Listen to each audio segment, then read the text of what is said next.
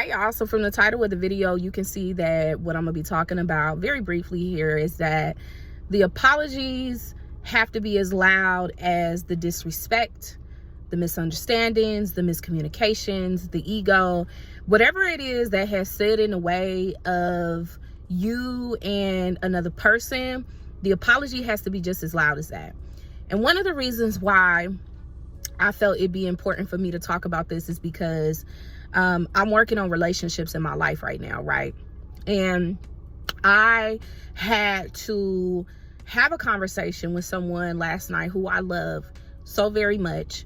And it was a conversation that was necessary because there was a lot of unspoken things, misunderstandings, some hurt feelings, right? And so we have to be brave enough to speak truth to power.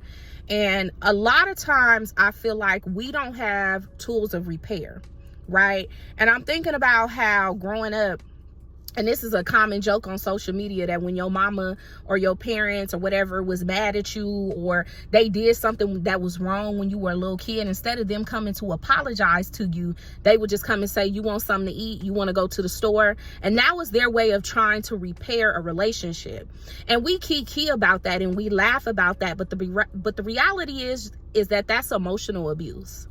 The reality is that it's cowardice. Okay?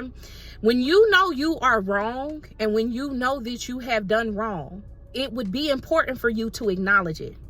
And not just for the other person, but for yourself, because it reminds you that you are not perfect. It reminds you that you are not above fucking up. And we need to surrender to our egos so that we stay in our humanity, and that we're reminded that we are imperfect. And as imperfect beings, we are not above being wrong, fucking up, making mistakes. And so when we do not approach repair from this understanding, I want us to understand that anything other than apology, and the best form of apology is change behavior. Okay? It's not enough to just say that we're sorry. We also have to be willing to engage in an internal process that allows for us to fix the shit that has caused the problem or the brokenness in a relationship in the first place. And so I want us to be clear, y'all.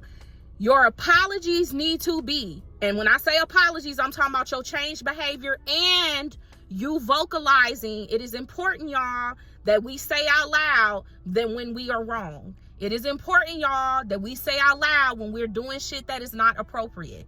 It is important that we say out loud when we have hurt people that we love. That shit is important. And especially if we are seeking to repair relationships with people. Okay? This is why when I made my video the other day and I talked about forgiveness as a journey, because we must understand, y'all, forgiveness does not mean that we need to reconcile with people. Okay? I want to be absolutely clear about that. Don't nobody gotta fuck with you, and you ain't gotta fuck with nobody that you don't want to fuck with. But if we are looking to repair relationships with people who we have harmed or who have harmed us, then we must absolutely be willing to engage in honest, heart-centered conversations with each other about what has happened that is not okay. And trying to skirt around that shit